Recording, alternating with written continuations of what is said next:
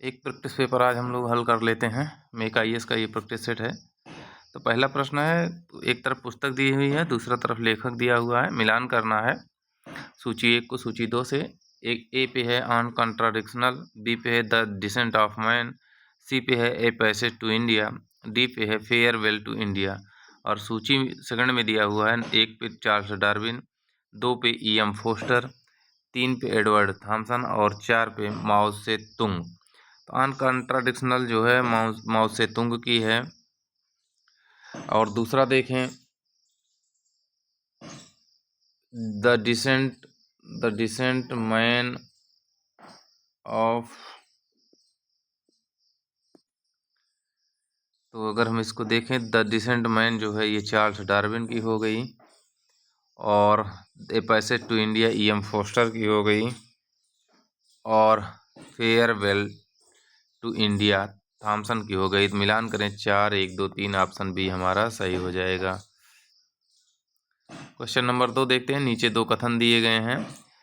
पहला कथन है, सत्यजीत रे प्रथम भारतीय हैं जिन्हें ऑस्कर पुरस्कार से सम्मानित किया गया। दूसरा कथन है, मदर इंडिया ऑस्कर पुरस्कार से सर्वश्रेष्ठ अंतर्राष्ट्रीय फीचर फिल्म के लिए नामित होने वाली पहली भारतीय फिल्म थी। उपरोक्त कथनों के आलोक में नीचे दिए गए विकल्पों में से सबसे उपयुक्त उत्तर चुनिए। ऑप्शन ए है कथन 1 और 2, कथन 2 दोनों सत्य हैं। ऑप्शन बी है कथन फर्स्ट और कथन सेकंड दोनों असत्य हैं। ऑप्शन सी है कथन फर्स्ट सत्य है लेकिन कथन सेकंड असत्य है। ऑप्शन डी है कथन फर्स्ट असत्य है लेकिन कथन सेकंड सत्य है। तो अगर हम इसको देखें तो पहला है, सत्यजीत रे जो थे प्रथम भारतीय थे जिन्हें ऑस्कर पुरस्कार के लिए सम्मानित किया गया। तो अगर हम इसको देखें तो प्रथम ऑस्कर पुरस्कार के लिए जो सम्मानित किया गया था वो था भानु अथैया को। तो पहला कथन गलत हो गया। भानु अथैया जो थे, भानु अथैया प्रथम भारतीय थे जिन्हें ऑस्कर के लिए चुना गया था। ये हो जाएगा भानु अथैया। और तो पहला गलत हो गया। दूसरा, मदर इंडिया ऑस्कर पुरस्कार में सर्वश्रेष्ठ अंतर्राष्ट्रीय फीचर फिल्म के लिए नामित होने वाली पहली भारतीय फिल्म थी। ये बिल्कुल सही है। तो पहला असत्य, दूसरा सत्य, ऑप्शन डी हमारा सही हो जाएगा। क्वेश्चन नंबर 3 देखते हैं। निम्नलिखित में से कौन सा लोक नृत्य पूर्वोत्तर भारत में प्रचलित है? अंकिया नाट, पहला, दूसरा बिहू, तीसरा ढिमसा, चौथा बगुरुम्बा। कूट है, ऑप्शन ए है केवल 1 और 2, ऑप्शन बी है केवल 1, 2 और 3, ऑप्शन सी है केवल 1, 2 और 4, ऑप्शन डी है केवल 1 और 4। अगर हम देखें इसमें तो अंकिया नाट जो है ये होता है, ये बिहू बिछुआ असम में है। बिहू बिछुआ असम में हो गया। और अगर हम देखें अंकिया नाट ये भी असम में होता है। और ढिमसा अगर हम देखें तो ढिमसा तो यहाँ का नहीं है। और चौथा जो है ये बागुरुम्बा, ये भी असम का है। तो तीनों असम के हैं, ये तीनों असम के हैं। ये चौथा ढिमसा जो है ये आंध्र प्रदेश का है। तो ये गलत हो गया। 1, 2 और 4 सही, ऑप्शन सी सही हो जाएगा। क्वेश्चन नंबर 4 देखते हैं। हर साल विश्व शिक्षक दिवस किस तिथि को मनाया जाता है? ऑप्शन ए है 5 सितंबर को, ऑप्शन बी है 5 अक्टूबर को, ऑप्शन सी है 5 नवंबर को, और ऑप्शन डी है 5 दिसंबर को। तो हम जानते हैं, तो हम लोग गलती कर जाएंगे, 5 सितंबर को बता देंगे, जबकि 5 सितंबर को शिक्षक दिवस मनाया जाता है, विश्व शिक्षक दिवस नहीं। 5 अक्टूबर को विश्व शिक्षक दिवस मनाया जाता है। तो ऑप्शन बी सही हो जाएगा। इसमें क्या होता है, शिक्षकों के प्रति सम्मान और समर्थन को बढ़ावा देना और शिक्षा की गुणवत्ता को सुनिश्चित करने के लिए शिक्षकों की भूमिका पर ध्यान देना। तो 5 सितंबर को जो मनाया जाता है वो राष्ट्रीय शिक्षक दिवस होता है। तो ऑप्शन बी है इसमें सही होगा। अगला क्वेश्चन है, प्रादेशिक सेना के संदर्भ में निम्नलिखित कथनों पर विचार कीजिए। पहला है, इसका गठन 1949 में किया गया था। दूसरा है, यह भारतीय सेना का एक सहायक सैन्य संगठन है। उपर्युक्त कथनों में से कौन से सही हैं? ऑप्शन ए है केवल 2, ऑप्शन बी है 1 और 2 दोनों, ऑप्शन सी है ना तो 1 ना ही 2, ऑप्शन डी है केवल 1। तो प्रादेशिक सेना की बात करें तो इसका गठन 1949 में किया गया, ये बात बिल्कुल सही है। और ये जो होते हैं भारतीय सेना का सहायक संगठन है, ये भी सही है। दोनों कथन सही हैं, ऑप्शन बी सही हो जाएगा।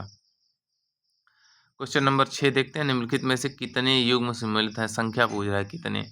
एक तरफ पुराण है, दूसरी तरफ प्राप्त जानकारी है। विष्णु पुराण मौर्य वंश से, मत्स्य पुराण आंध्र सातवाहन से, और तीसरा है वायु पुराण गुप्त वंश से। कूट है उपयुक्त सभी, ए ऑप्शन सभी 3, बी ऑप्शन कोई नहीं, सी ऑप्शन केवल 1, डी ऑप्शन केवल 2। तो वायु पुराण जो है ये संबंधित है।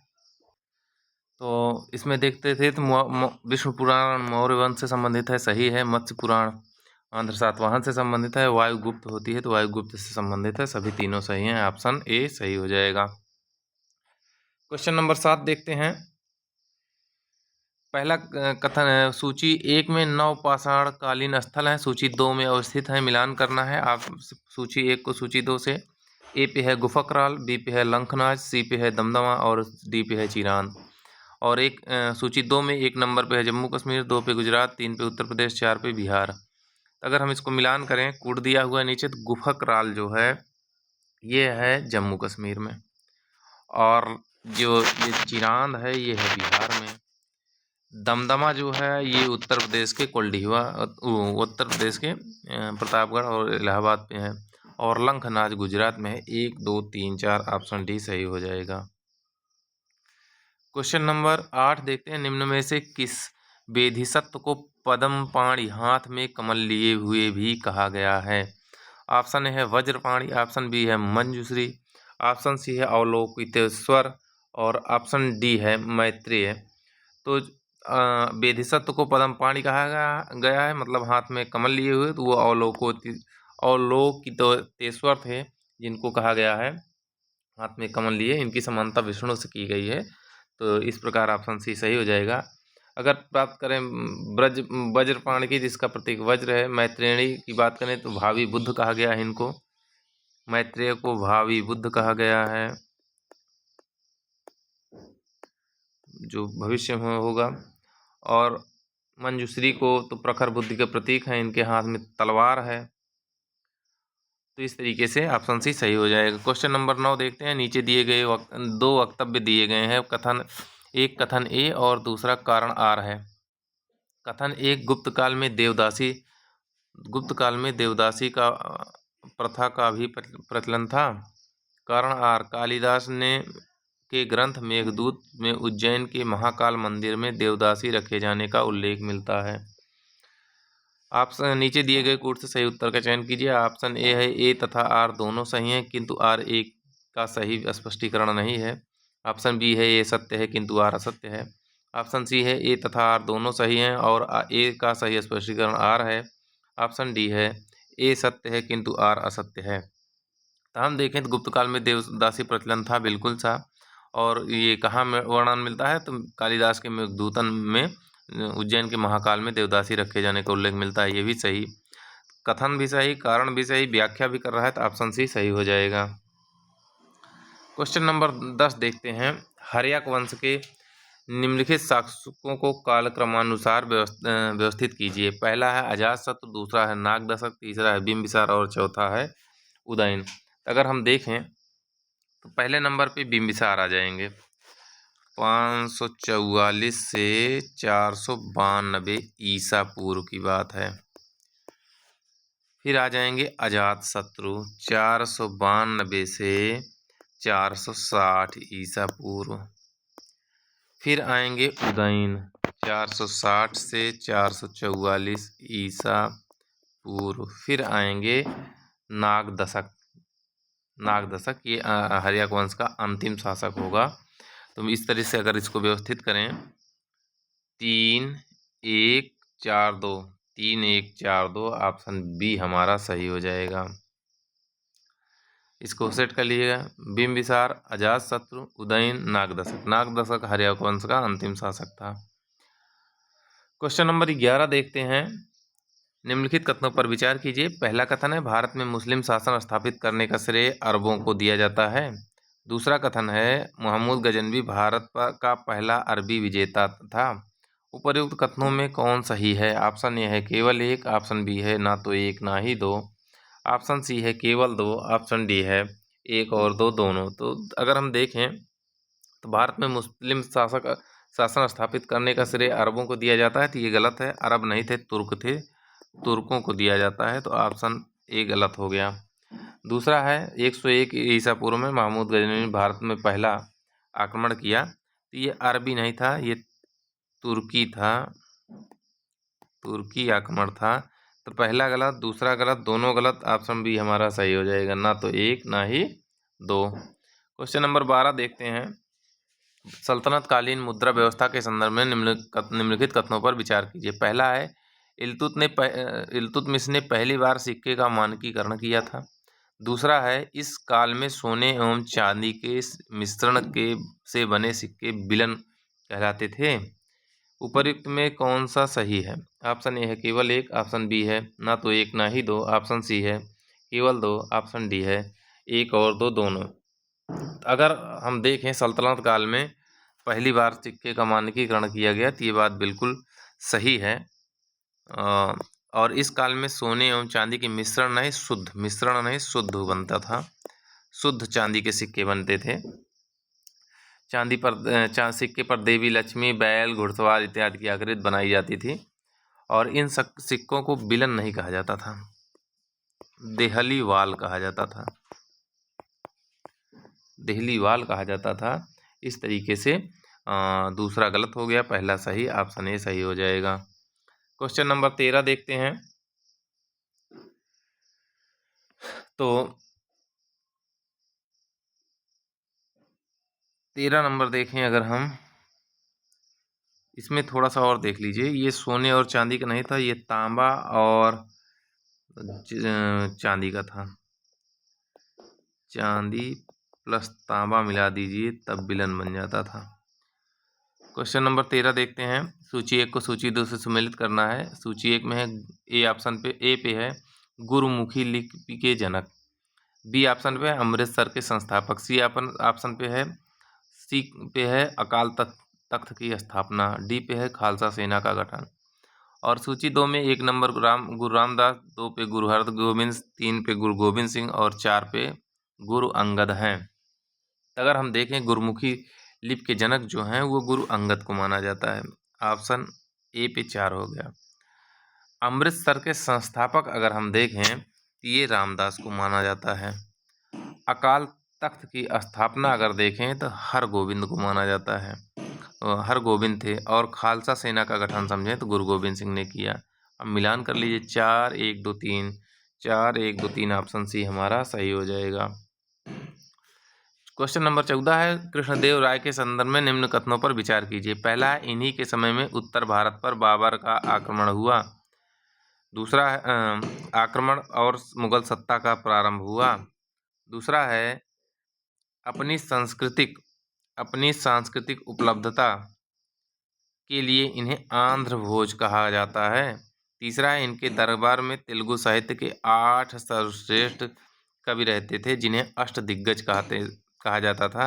उपर्युक्त में कितने कथन सही हैं? ऑप्शन ए है केवल एक, ऑप्शन बी है सभी 3, ऑप्शन डी है केवल 2, ऑप्शन सी है केवल 2, ऑप्शन डी है कोई नहीं। हम देखें तो तुलु वंश जो था विजयनगर में, वो महानतम शासक था। उसके महानतम शासक कौन थे? कृष्णदेव राय थे। और इनके समय में बाबर का आक्रमण हुआ और मुगल सत्ता प्रारंभ हुई। इनको आंध्र भोज भी कहा जाता है। और इनके दरबार में 8 सर्वश्रेष्ठ कवि रहते थे जिन्हें अष्टदिग्गज भी कहा जाता है। तीनों कथन सही हैं, ऑप्शन बी हमारा सही हो जाएगा। 15 नंबर देखते हैं। क्वेश्चन नंबर, निम्न युद्धों का सही कालानुक्रम क्या है? खजुआ के युद्ध, दूसरा दौराई का युद्ध, तीसरा है धर्मत का और चौथा है सामूगढ़ का। तो अगर हम इसको देखें, खजुआ का युद्ध जो है, इसको हम अगर व्यवस्थित करें, धर्मत का देखते हैं तो धर्मत जो है ये 1558, 15 अप्रैल 1558 को हुआ है। और दूसरा युद्ध देखें सामूगढ़ का, तो ये 29 मई को हुआ है, ये 1558 में ही हुआ है, 58 में हुआ है।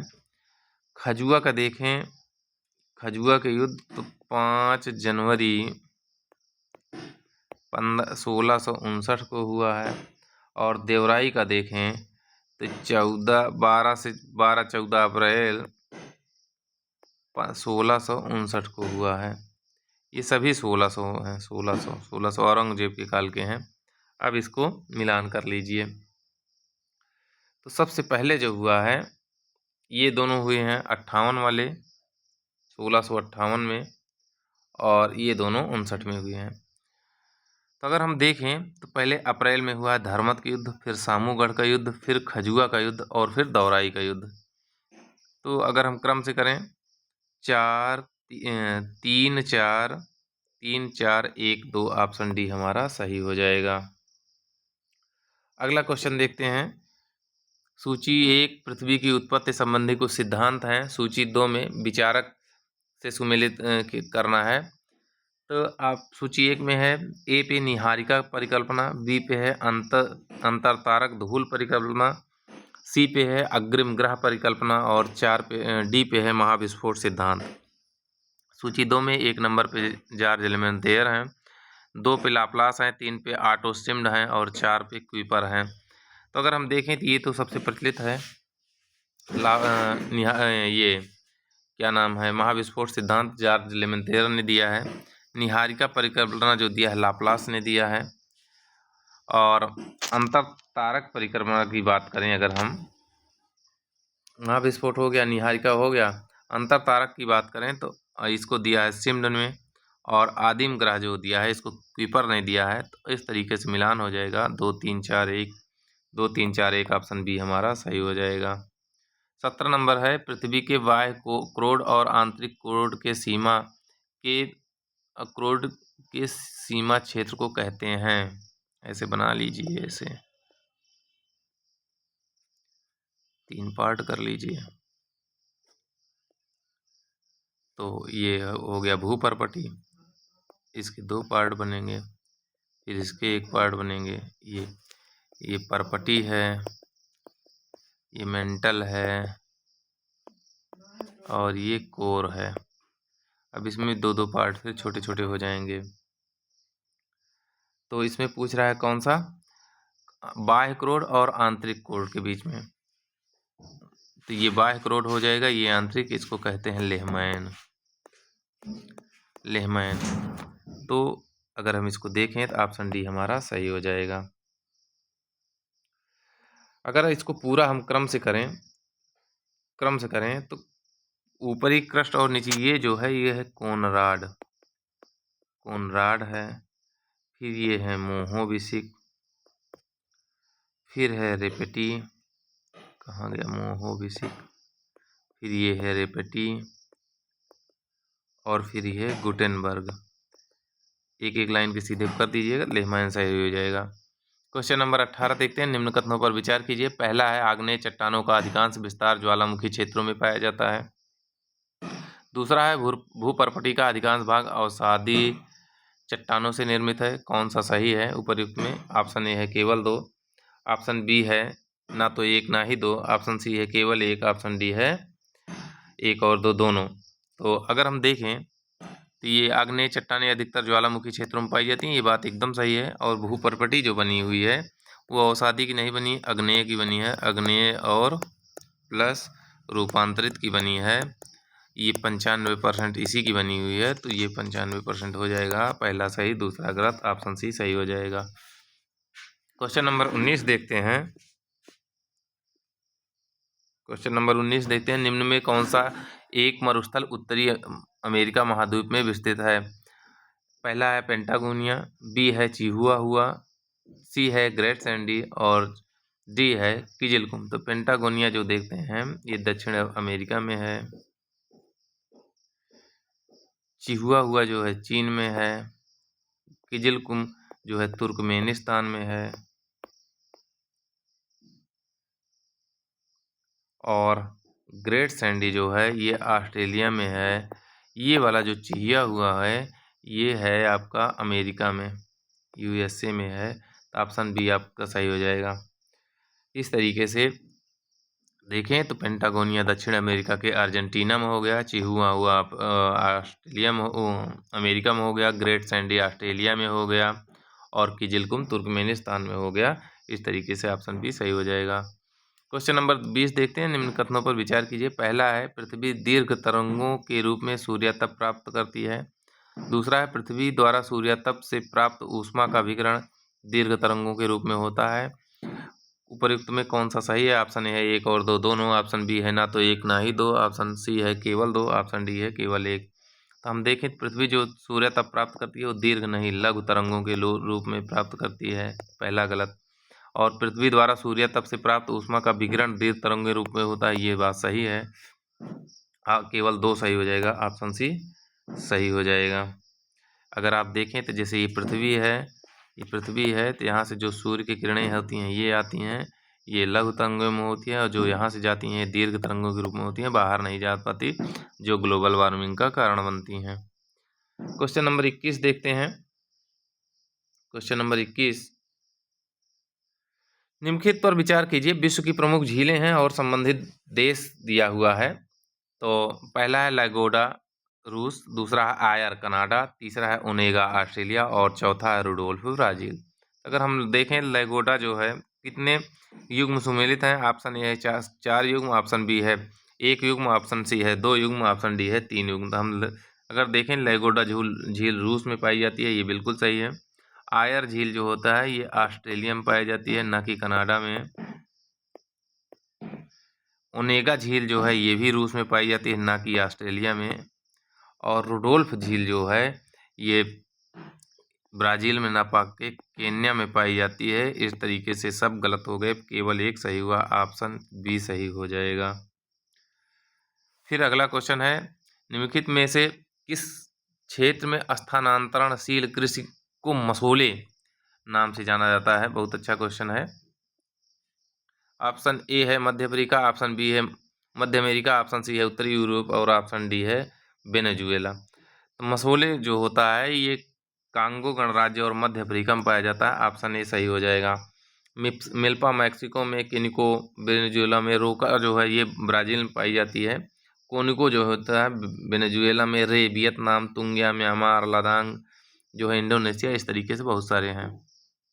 अगला क्वेश्चन है 23 नंबर, गोल्डन क्रिसेंट के संदर्भ में निम्न कथनों पर विचार कीजिए। पहला है यह एशिया में अवैध अफीम उत्पादन के क्षेत्र को दिया गया नाम है। दूसरा है यह म्यांमार, लाओस और थाईलैंड के पहाड़ों का एक संयुक्त क्षेत्र है। उपयुक्त में कौन सही है? ऑप्शन ए है केवल 1, ऑप्शन बी है एक ना तो 1 ना ही 2, ऑप्शन सी है केवल 2, ऑप्शन डी है ना 1 और 2 दोनों। तो अगर हम देखें तो गोल्डन क्रिसेंट जो होता है ये अफीम उत्पादक क्षेत्र के लिए तिकोने को दिया गया नाम है, अर्धचंद्र इसको कह सकते हैं। और दूसरा है यह म्यांमार, लाओस और थाईलैंड को कहा गया है, तो ये बात बिल्कुल गलत है। म्यांमार, लाओस, थाईलैंड को नहीं, ये कहा गया अफगानिस्तान, अर्धचंद्र इनको कहा गया है पाकिस्तान और पूर्वी ईरान। तो पहला सही, दूसरा गलत, ऑप्शन ए सही हो जाएगा। 24 नंबर क्वेश्चन देखते हैं। रॉकी पर्वत के संदर्भ में निम्नलिखित कथनों पर विचार कीजिए। पहला है यह विश्व की सबसे लंबी पर्वत श्रृंखला है। दूसरा है इसकी सबसे ऊंची चोटी माउंट एल्बर्ट है। उपरयुक्त में से कौन सा सही है? ऑप्शन ए है केवल 1, ऑप्शन बी है ना तो 1 ना ही 2, ऑप्शन सी है ए केवल 2, ऑप्शन डी है 1, 2 दोनों। तो अगर हम देखें तो ये जो रॉकी पर्वत है उत्तरी अमेरिका में कनाडा से लेकर मैक्सिको तक फैली हुई है। तो ये सबसे लंबी नहीं है, ये दूसरी सबसे लंबी है। ये रॉकीज दूसरी सबसे लंबी है, एंडीज सबसे लंबी है जो दक्षिण अमेरिका की है। रॉकीज की जो सबसे ऊंची चोटी है माउंट एल्बर्ट है, ये बात सही है। इस तरीके से अगर हम देखें तो पहला गलत हो गया, दूसरा सही, ऑप्शन सी सही हो जाएगा। क्वेश्चन बहुत अच्छे हैं। निम्नलिखित में कौन सी जल संधि मरमरा को काला से जोड़ती है? तो इसको हमने मैपिंग में एक शॉर्ट वीडियो बनाया, वहाँ पे देखिए तो अच्छे से बताया है। तो काला को मरमरा जो जोड़ती है उसको बताना है। ऑप्शन ए है Saint George channel, option B है मेसिना जल संधि, ऑप्शन सी है बॉस्फोरस जल संधि और ऑप्शन डी है दार्दन लीज जलसन। तो अगर आप देखें तो ये ब्लैक सी है, मान लीजिए, काला हो गया, काला सागर, यहीं पे जुड़ेगा ऐसे मारमरा, और फिर इसको जुड़ेगा यहाँ एजियन। तो अगर हम इसको देखें, यहाँ पे जो जल संधि है इसको कहते हैं बास्पोरस। ये वाली जो जल है मारमारा को एजियन, इसको डार्डन लीज कहते हैं। हमारा सी ऑप्शन सही हो जाएगा। 26 नंबर क्वेश्चन देखते हैं। निम्नलिखित कथनों पर विचार कीजिए। पहला है, सदिश राशियों को व्यक्त करने के लिए केवल दिशा की आवश्यकता होती है। बल विस्थापन। दूसरा है, बल विस्थापन एवं संवेग आदि सदिश राशियां उपयुक्त में सही है। ऑप्शन ए है केवल दो, ऑप्शन बी है एक और दो दोनों, ऑप्शन सी है ना तो एक ना ही दो, और ऑप्शन डी है केवल एक। तो आप जानते हैं सदिश राशियां वे राशियां होती हैं जिनको व्यक्त करने के लिए दिशा के साथ साथ परिमाण की आवश्यकता होती है। तो पहला गलत। और बल विस्थापन, वेग, संवेग, त्वरण, ये सभी सदिश राशियां हैं। दूसरा सही, ऑप्शन ए सही हो जाएगा। क्वेश्चन नंबर 27 है, निम्नलिखित में से किस यंत्र की सहायता से कार के पहियों द्वारा तय की गई दूरी का मापन किया जाता है। ऑप्शन ए है ओडोमीटर, ऑप्शन बी है डिप सर्कल, ऑप्शन सी है गैल्वेनोमीटर, और ऑप्शन डी है सेक्सटेंट। अगर हम देखें तो ओडोमीटर द्वारा जो होता है ये नापा जाता है पहियों की गति, और गैल्वेनोमीटर से विभव नापते हैं। सेक्सटेंट जो होता है सूर्य के प्रकाश की जो तीव्रता होती है उसको नापा जाता है। तो ऑप्शन ए सही हो जाएगा। क्वेश्चन नंबर 28 देखते हैं। निम्नलिखित कथनों पर विचार कीजिए। पहला है, उत्प्लावन बल का परिणाम तरल के घनत्व पर निर्भर नहीं करता। दूसरा है, द्रव का घनत्व मापने के लिए हाइड्रोमीटर का प्रयोग किया जाता है। उपर्युक्त में कौन सही है। ऑप्शन ए है ना तो एक ना ही दो, ऑप्शन बी है एक दो दोनों, ऑप्शन सी है केवल दो, ऑप्शन डी है केवल एक।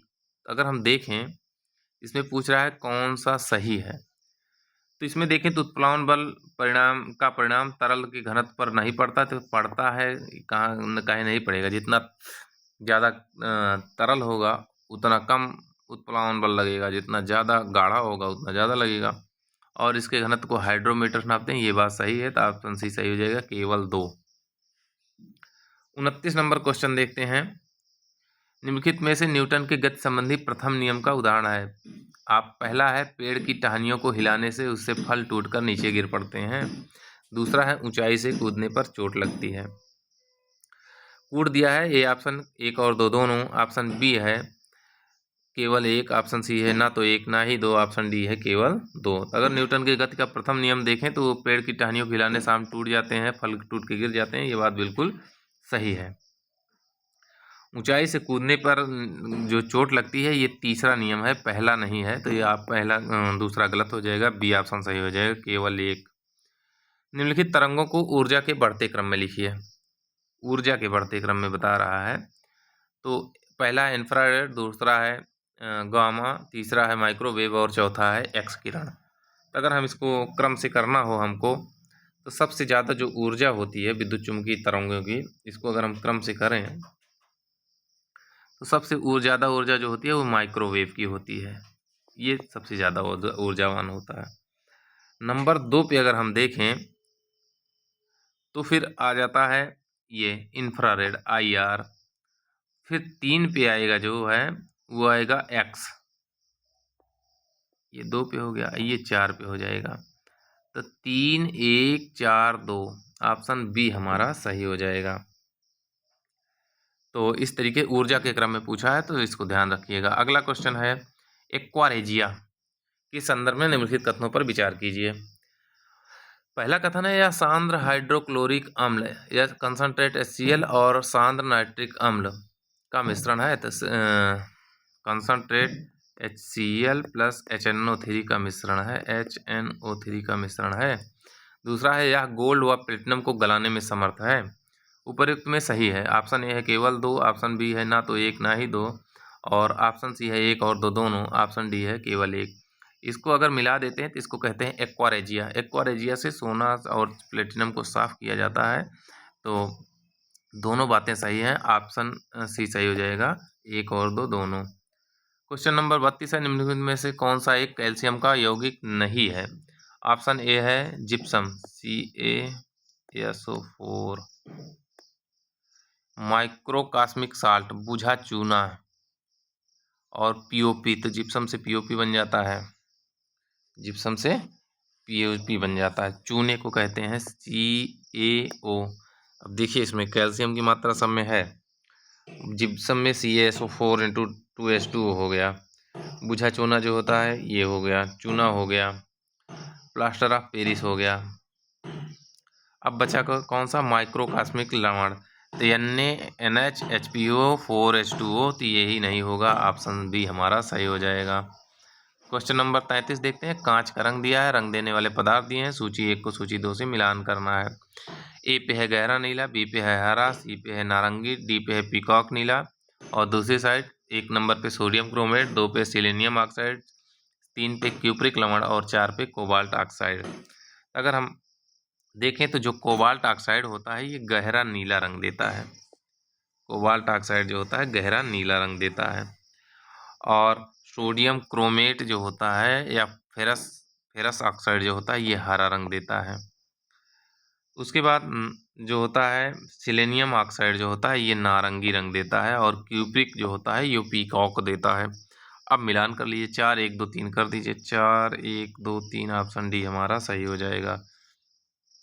क्वेश्चन बहुत अच्छे बने हैं, तो इसको बार देखिए ध्यान से। 34 नंबर है, अल्फा किरणों के संदर्भ में निम्नलिखित कथनों पर विचार कीजिए। पहला है, ये किरणें अति सूक्ष्म ऋण आवेशित कणों की बनी होती हैं, अल्फा की बात कर रहा है, और इसका वेग, अल्फा मतलब 2He4, ये इसके बराबर होती हैं। इसका वेग प्रकाश के वेग का लगभग 10 गुना होता है। उपयुक्त में कौन सही है? ऑप्शन ए है केवल 2, ऑप्शन बी है केवल 1, ऑप्शन सी है 1 और 2 दोनों, ऑप्शन डी है ना तो 1 ना ही ऑप्शन सी है ना तो 1 ना ही 2, और ऑप्शन डी है 1 और 2 दोनों। तो अगर हम इसको देखें तो अल्फा कण जो होते हैं अति सूक्ष्म ऋण आवेशित कणों से बने होते हैं, ये बात बिल्कुल सही है, और इसका वेग प्रकाश के वेग का लगभग 10 गुना होता है, प्रकाश के वेग का। तो इसमें ये किरणें अति सूक्ष्म ऋण आवेशित, ये गड़बड़ है, ऋण नहीं धन आवेशित, और इसका वेग प्रकाश के वेग का 10 गुना नहीं 1/10 गुना होता है, 1/10 गुना कर दीजिए। पहला दूसरा दोनों गलत हो गया, ऑप्शन सी सही हो जाएगा। 35 नंबर क्वेश्चन है, निम्नलिखित में से कौन सा एक कृत्रिम मधुरक है जिसका उपयोग शर्करा के विकल्प के रूप में किया जाता है? तो आप जानते होंगे, तो ठीक है, नहीं पहला है, ए है option aspartame, B option eugenol, C option sodium benzoate, और डी ऑप्शन DDT। स्पार्टम जो है ये कृत्रिम मधुरक है, यूजिनॉल जो होता है ये लौंग के तेल में पाया जाता है, सोडियम बेंजोएट जो होता है ये फलों को पकाने में प्रयोग किया जाता है, और DDT जो होता है कीटनाशक होता है। स्पार्टम, एलिटम, ये बहुत सारे मधुरक होते हैं जो उससे ज़्यादा शर्करा से ज़्यादा मीठे होते हैं, 200 250 गुना होते हैं। इनका प्रयोग च्युइंगम में कैलोरी वाले खाद्यान्नों में, जिसमें कैलोरी नहीं मिलती, उसमें किया जाता है। ऑप्शन ए सही है। भारत के इतिहास की निम्नलिखित घटनाओं पर विचार कीजिए। पहला है, दिल्ली में लॉर्ड हार्डिंग पर बम फेंका गया। दूसरा है, प्रथम विश्व युद्ध प्रारंभ। तीसरा है, ब्रिटेन के राजा जॉर्ज पंचम दिल्ली दरबार में उपस्थित। और चौथा है, लाला हरदयाल ने सैन फ्रांसिस्को में गदर पार्टी की स्थापना की। अगर हम इसको देखें तो लॉर्ड हार्डिंग पर जब बम फेंका गया दिल्ली में, तो वो 1912 था। 1912 में जब दिसंबर की बात है, दिल्ली राजधानी स्थानांतरित हो रही थी कलकत्ता से।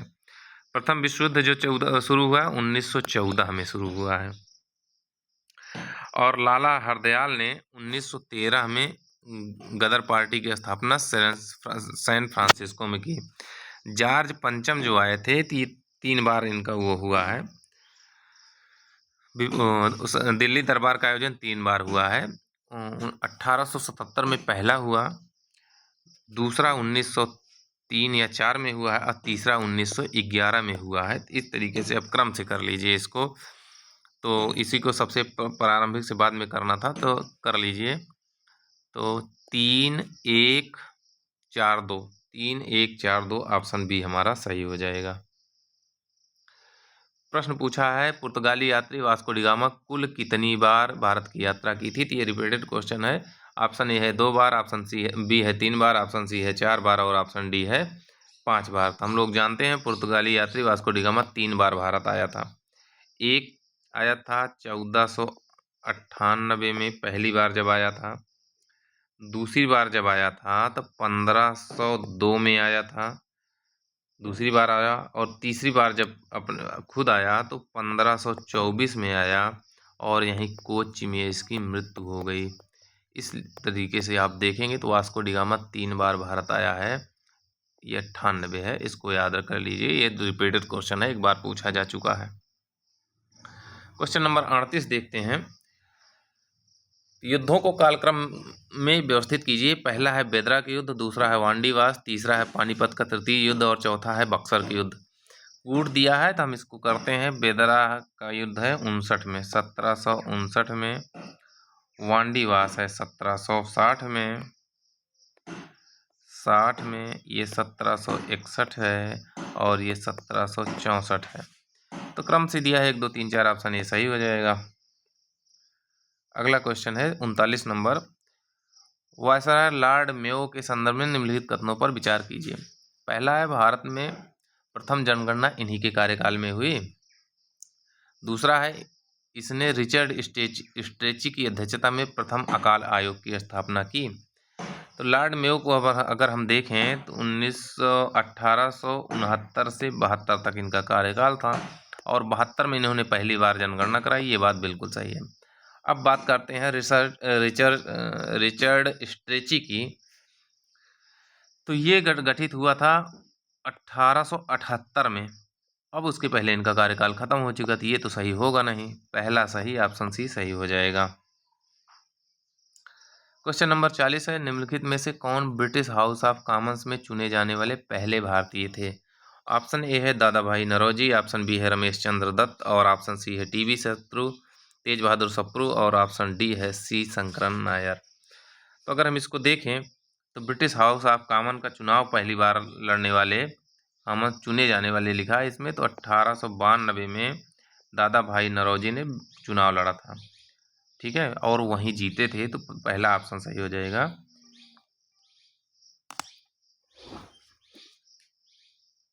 हेलो,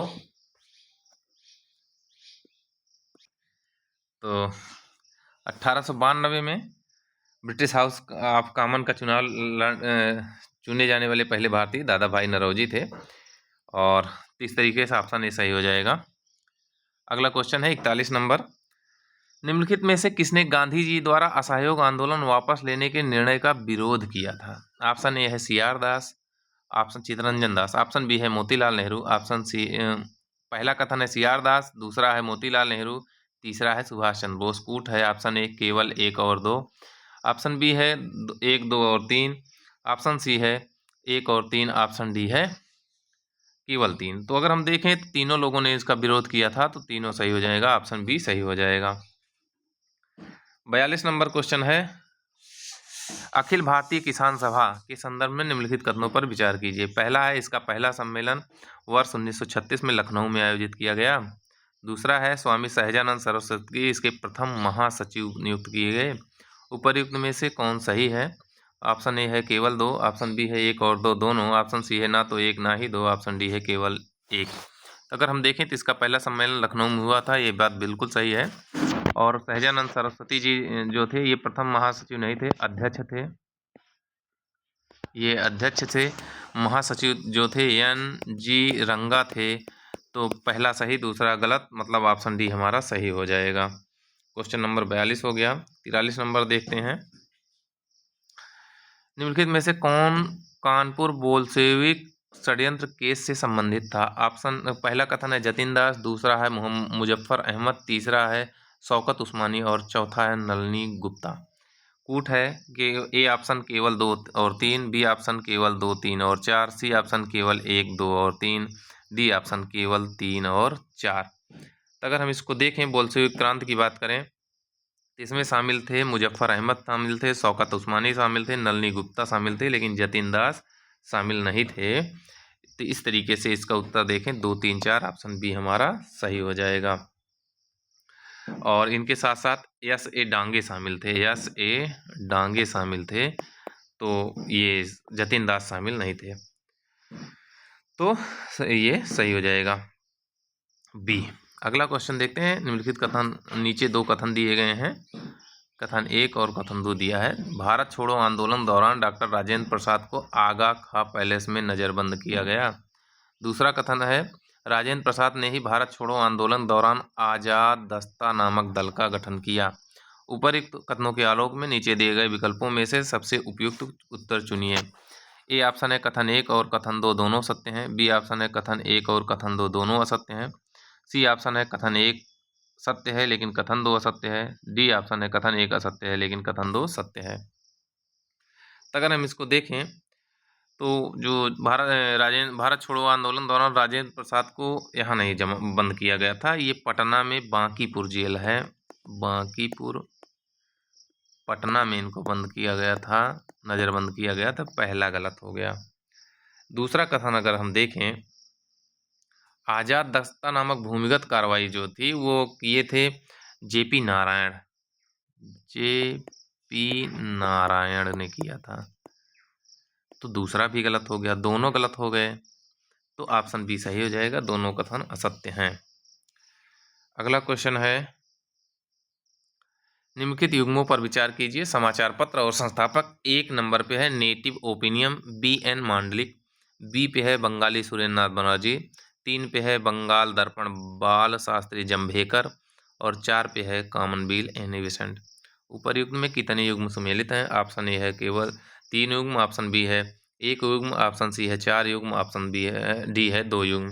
हम इसको तो जानते हैं, नेटिव ओपिनियन जो होता है BN मांडलिक की है, ये सही है। बंगाली सुरेंद्र नाथ बनर्जी की है। और बम्बई दर्पण जो है बाल शास्त्री जंभेकर की है। और कॉमनवेल्थ एनी बेसेंट की है। चारों सही है, तो ऑप्शन सी सही हो जाएगा।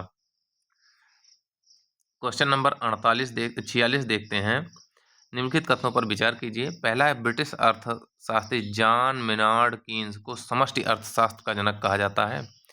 एडम स्मिथ को व्यष्टि अर्थशास्त्र का जनक माना जाता है। दूसरा कथन है, उपयुक्त में सही है। ऑप्शन ए है केवल 1, ऑप्शन बी है ना तो 1 ना ही 2, ऑप्शन सी है केवल 2, ऑप्शन डी है 1 और 2 दोनों।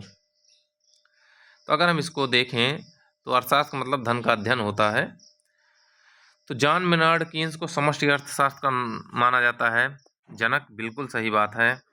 और व्यष्टि अर्थशास्त्र जो होता है उसका एडम स्मिथ नहीं होते हैं, अल्फ्रेड मार्शल होते हैं, अल्फ्रेड मार्शल माने जाते हैं। पहला सही, दूसरा गलत, ऑप्शन ए सही हो जाएगा।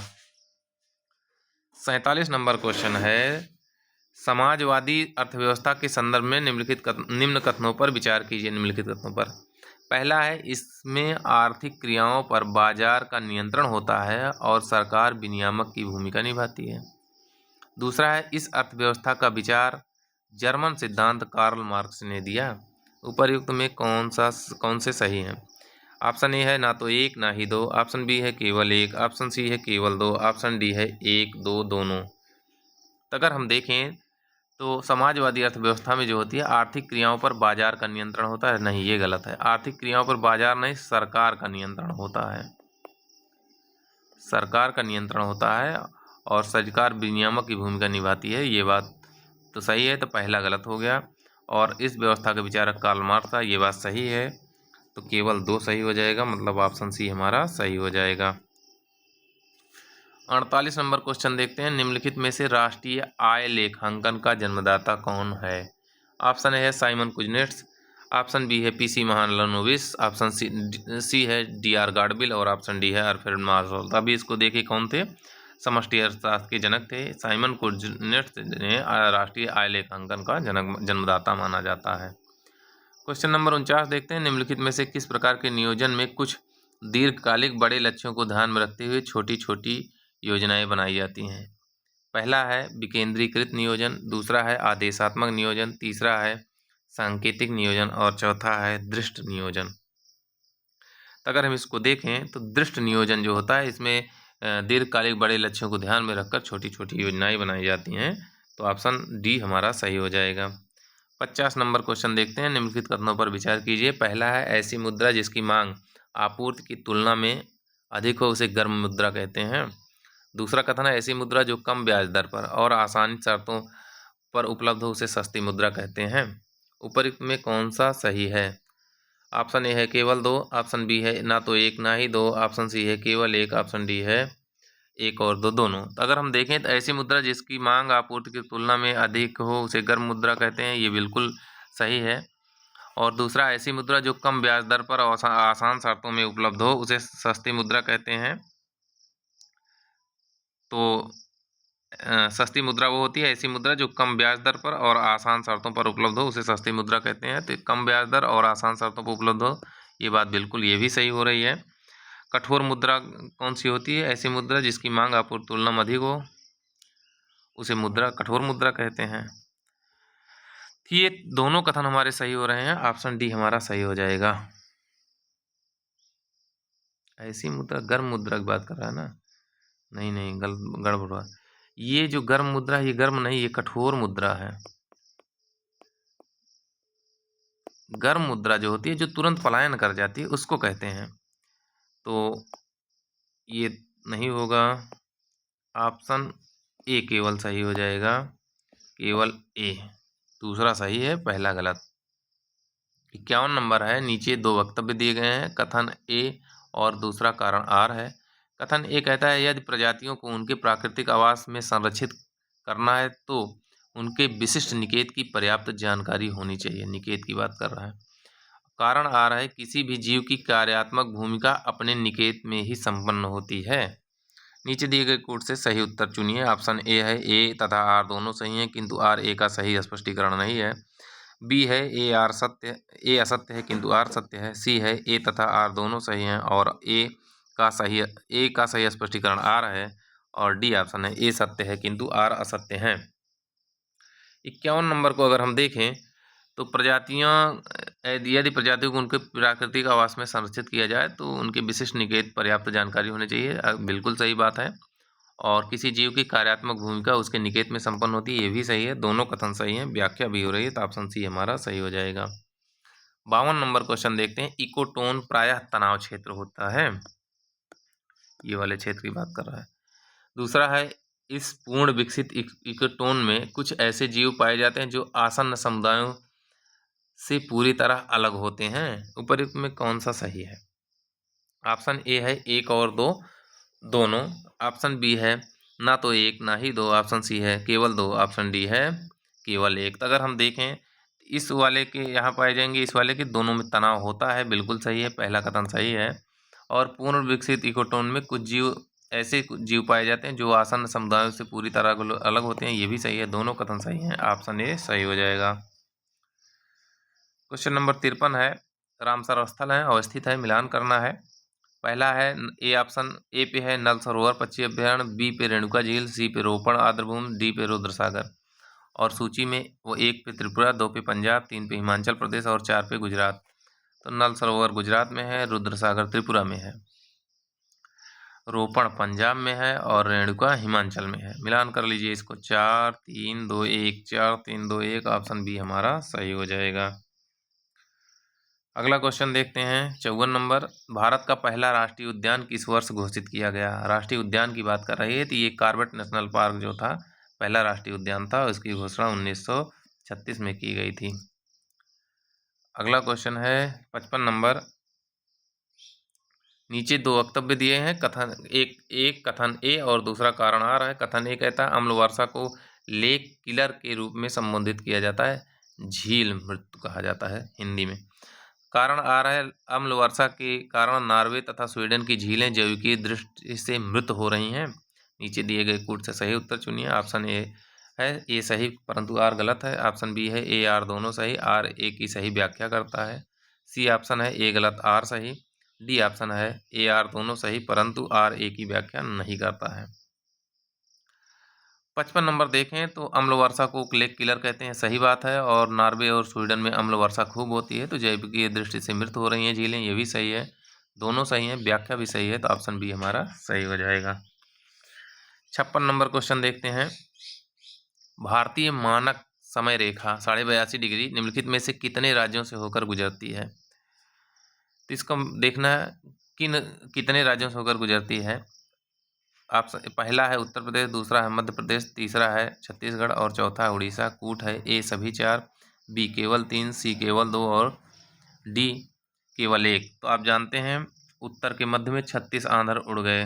उत्तर के मध्य में 36 आंध्र प्रदेश और है, आंध्र प्रदेश और शामिल कर दीजिए तो 5 राज्यों से गुजरती है। तो इसमें 4 दिए हैं तो चारों सही हो जाएगा, ऑप्शन ए सही हो जाएगा। 57 नंबर क्वेश्चन है, निम्नलिखित कथनों पर विचार कीजिए। हिमालय की उत्पत्ति के संबंध में आधुनिक समय में सर्वाधिक मान्य प्लेट विवर्तनिकी है। दूसरा कथन है, विभिन्न भूवैज्ञानिकों के मतानुसार हिमालय पर्वत जहां अवस्थित है वहां टेथिस सागर नामक उथला समुद्र था। कौन सा उपयुक्त में कौन सही है? ऑप्शन ए है केवल 1, ऑप्शन बी है ना तो 1 ना ही 2, ऑप्शन सी है केवल 2, ऑप्शन डी है 1 और 2 दोनों। तो हिमालय की उत्पत्ति के लिए प्लेट विवर्तनिकी सिद्धांत आज का सर्वाधिक मान्य सिद्धांत है, और आज जहां हिमालय है वहां टेथिस सागर था, ये भी सही है। दोनों कथन सही, ऑप्शन डी सही हो जाएंगे। क्वेश्चन नंबर 58 देखते हैं। एक तरफ सूची 1 में नदी है, सूची 2 में उद्गम दिया है, मिलान करना है। ए पे गौरी गंगा, बी पे नुब्रा, सी पे तीस्ता और डी पे चेनाब। और दूसरी साइड 1 नंबर 12 सिगरी ग्लेशियर, 2 पे मिलाम ग्लेशियर, 3 पे सियाचिन ग्लेशियर और 4 पे जीमू ग्लेशियर। तो नुब्रा नदी जो होता है ये सियाचिन ग्लेशियर से निकलती है, मिलाम ग्लेशियर से गौरी गंगा निकलती हैं, तीस्ता जो होता है ये जेमू ग्लेशियर से निकलती है, और चिनाब जो है 12 सिगरी से निकलती है, सिगरी। तो मिलान कर दीजिए 2 3 4 1, 2 3 4 1, ऑप्शन डी हमारा सही हो जाएगा। 59 नंबर है, चिल्का झील के संदर्भ में निम्नलिखित कथनों पर विचार करें। पहला है, यह भारत की सबसे बड़ी कृत्रिम झील है। दूसरा है, यह उड़ीसा राज्य में महानदी के डेल्टा के उत्तर ओर स्थित है। उपर्युक्त में कौन सही है? ऑप्शन ए है 1 और 2 दोनों, ऑप्शन बी है ना तो 1 ना ही 2, ऑप्शन सी है केवल 2, ऑप्शन डी है केवल 1। तो अगर चिल्का झील की बात करें तो ये कृत्रिम झील नहीं है भाई। यह चिल्का झील भारत की सबसे बड़ी खारे पानी की झील है, और ये उत्तर में नहीं दक्षिण में स्थित है, दक्षिण में स्थित है। दोनों कथन गलत हो गए, ऑप्शन बी सही हो जाएगा, ना तो 1 ना ही 2। तो अगला क्वेश्चन देखते हैं। 60 नंबर, काली मिट्टी के संदर्भ में निम्नलिखित कथनों पर विचार करना है। पहला है, यह मिट्टी कपास की खेती के लिए सर्वाधिक उपयुक्त है। दूसरा है, इस मिट्टी में नाइट्रोजन, फास्फोरस और जैविक पदार्थ की अधिकता होती है। तीसरा है, उत्तर प्रदेश में इस मिट्टी को करेल के नाम से जाना जाता है। उपर्युक्त में से कितने कथन सही हैं? ऑप्शन ए है केवल 2, ऑप्शन बी है केवल 1, ऑप्शन सी है सभी 3, ऑप्शन डी है कोई नहीं। तो काली मिट्टी कपास खेती के लिए बहुत उपयुक्त होती है, सही है। भारत की किसी भी मिट्टी में नाइट्रोजन, फास्फोरस और जैविक पदार्थ अधिक नहीं है, ये तो गलत हो गया। और करेल को काली कपास कहते हैं, ये भी सही है। 2 कथन सही हो गए, ऑप्शन ए आपका सही हो जाना चाहिए। 61 नंबर क्वेश्चन, उत्तर प्रदेश के संदर्भ में निम्नलिखित कथनों में कौन क्षेत्रफल की दृष्टि से सबसे छोटा है? ऑप्शन ए है वाराणसी, ऑप्शन बी है प्रयागराज, ऑप्शन सी है जौनपुर, ऑप्शन डी है गाजीपुर। तो आप ये प्रीवियस ईयर क्वेश्चन है, वाराणसी सबसे छोटा पड़ेगा। निम्नलिखित पक्षी अभ्यारण्यों में कौन उत्तर प्रदेश में अवस्थित नहीं है? आप पहला है चित्रांगुदी पक्षी अभ्यारण्य, दूसरा पटना, तीसरा उधवा और चौथा जयप्रकाश नारायण पक्षी अभ्यारण्य। कूट है ए ऑप्शन, ए ऑप्शन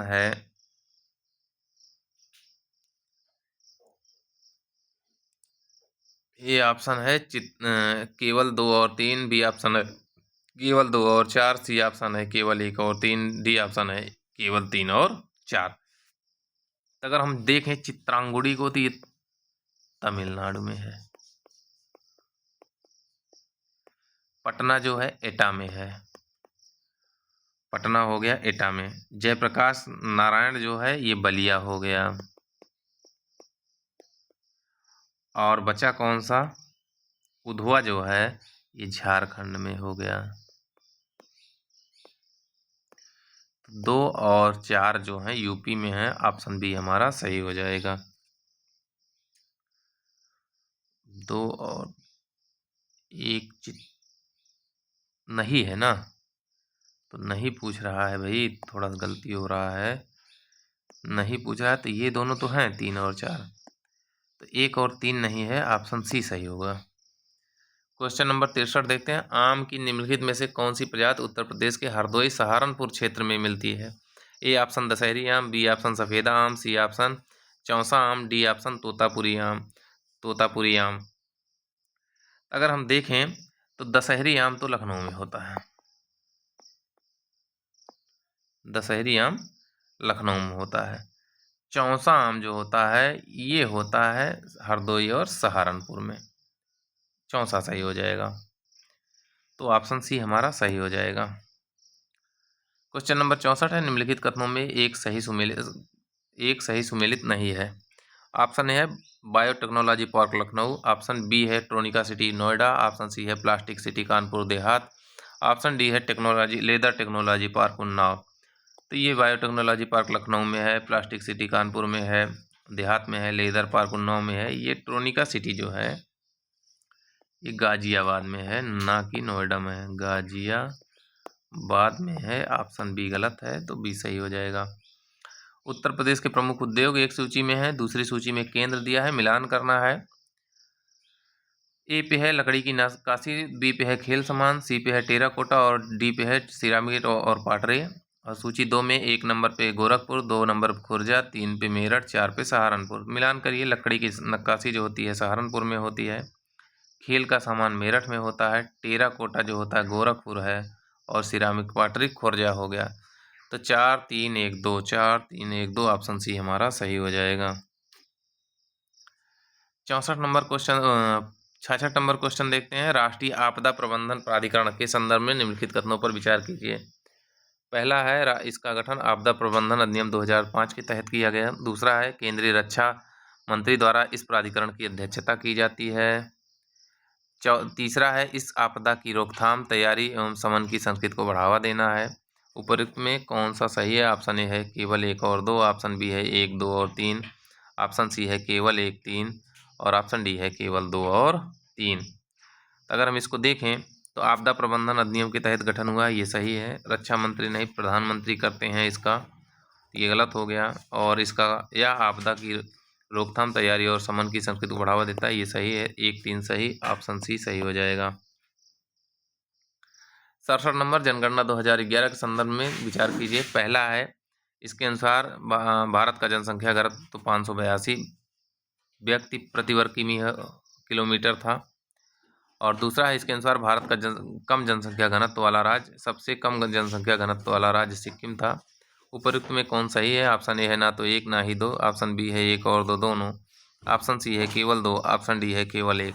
अगर हम देखें तो भारत की जो जनसंख्या घनत्व है 382 है, ना कि 582 है। पहला गलत हो गया। सबसे कम जो जनसंख्या घनत्व है वो अरुणाचल प्रदेश का है 17, अरुणाचल का है 17। पहला गलत, दूसरा गलत, ऑप्शन ए हमारा सही हो जाएगा। 68 नंबर क्वेश्चन देखते हैं। निम्नलिखित में से कौन सा एक सुमेलित नहीं है? प्रमुख उत्सव दिया है, संबंधित क्षेत्र दिया है। ए पे है हार्नबिल उत्सव लद्दाख, बी पे है बथुकम्मा तेलंगाना, सी पे है चापचरकुट मिजोरम और डी पे है अम्बुबाची मेला असम। तो अगर हम इसको देखें, हार्नबिल जो होता है ये लद्दाख का नहीं है, नागालैंड का है। पहला गलत हो गया, गलत ही पूछा गया है। बथुकम्मा तेलंगाना का है, चापचरकुट मिजोरम का है, अम्बुबाची जो है असम का है, खर्ची पूजा त्रिपुरा का हो जाएगा, मीमकुट मिजोरम का। तो ये सब हैं। क्वेश्चन नंबर अगला देखते हैं। 69 नंबर निम्नलिखित में से कितने उष्णकटिबंधीय पर्णपाती वनों के वृक्ष हैं? पहला है शीशम, दूसरा है बबूल, तीसरा है महुआ। कूट है ए ऑप्शन केवल 2, बी ऑप्शन केवल 1, सी ऑप्शन सभी 3, डी ऑप्शन कोई नहीं। तो अगर हम इसमें देखें उष्णकटिबंधीय वनों का, तो महुआ तो होता है, महुआ हो गया, शीशम हो गया। बबूल जो होता है ये भैया मरुद्भिद पौधा है, तो दूसरा कट जाएगा। केवल 2 ऑप्शन सही हो जाएंगे, ऑप्शन ए सही हो जाएगा। 70 नंबर निम्नलिखित कथनों पर विचार कीजिए। पहला है चाय की खेती के लिए पर्वतीय ढाल, जीवांश युक्त उर्वरक मिट्टी उपयुक्त मानी जाती है। दूसरा है भारत में चाय की खेती उत्तर भारत तक सीमित है। उपयुक्त में कौन सही है? ऑप्शन ए है 1 और 2 दोनों, ऑप्शन बी है केवल 2, ऑप्शन सी है ना तो 1 ना ही 2 और ऑप्शन डी है केवल 1। तो चाय की खेती लिए पर्वतीय ढाल और जीवांश युक्त उर्वरक मिट्टी उपयुक्त मानी जाती है, ये बात सही है। और ये उत्तर भारत नहीं दक्षिण भारत में है, ये बात गलत हो गई। ऑप्शन डी सही हो गया, केवल एक। 71 नंबर क्वेश्चन है, निम्नलिखित योजनाओं को उनके प्रारंभ वर्ष के अनुसार कालक्रम में व्यवस्थित कीजिए। पहला है पीएम श्री स्कूल, दूसरा है पीएम सूर्य घर योजना, तीसरा है पीएम किसान मानधन योजना, चौथा है पीएम विश्वकर्मा योजना। ये अभी हाल ही की योजनाएं हैं, इनको क्रम से करना है। तो मानधन योजना है 2019 में बनी है, और पीएम श्री स्कूल जो होता है 5 सितंबर 2022 की है, और पीएम विश्वकर्मा योजना जो है 17 सितंबर 2023 की है, और सूर्य घर योजना जो है 15 फरवरी 2024 की है। अब कर दीजिए 1 3 1 4 2, 3 1 4 2, ऑप्शन बी हमारा सही हो जाएगा। 72 नंबर क्वेश्चन है, निम्नलिखित कथनों पर विचार कीजिए। सेल्यूलोज से बने कृत्रिम रेशे को टेरिलीन कहते हैं। दूसरा है रेक्सिन, एक प्रकार का कृत्रिम चमड़ा होता है जो वनस्पतियों के सेल्यूलोज से निर्मित होता है। उपरोक्त में कौन सही है? ऑप्शन ए है एक और दो दोनों, ऑप्शन बी है ना तो एक ना ही दो, ऑप्शन सी है केवल दो, ऑप्शन डी है केवल एक। अगर हम टेरिलीन को देखें तो टेरिलीन जो होता है ये कृत्रिम रेशा होता है जो पॉलिएस्टर से बनता है, पॉलीथीन से, ना कि सेल्यूलोज से। ये तो गलत हो गया पहला। दूसरा देखें, रेक्सिन जो होता है ये कृत्रिम चमड़ा होता है लेकिन वनस्पतियों के सेल्यूलोज से नहीं बनता, तो ये भी गलत हो गया दूसरा, दोनों गलत, ऑप्शन बी हमारा सही हो जाएगा। अगला है 73 नंबर, निम्नलिखित में से कितने वैश्विक क्रेडिट रेटिंग एजेंसियां हैं? क्रिसिल है, इकरा है, केयर है और मूडीज है। तो इसमें से कितने क्रेडिट रेटिंग एजेंसियां हैं? वैश्विक क्रेडिट रेटिंग कौन कौन सी हैं? ऑप्शन ए है सभी 4, ऑप्शन बी है केवल 3, ऑप्शन सी है केवल 2 और ऑप्शन डी है केवल 1।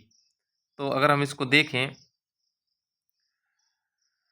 तो इसमें ये जो मूडीज है, मूडीज जो है ये क्रेडिट रेटिंग एजेंसी है, और क्रिसिल, इकरा और ओनिकरा जो है ये तीनों जो हैं भारतीय हैं, भारतीय क्रेडिट रेटिंग एजेंसी है। इसमें पूछ रहा है वैश्विक, तो केवल एक सही हो जाएगा, ऑप्शन डी सही हो जाएगा।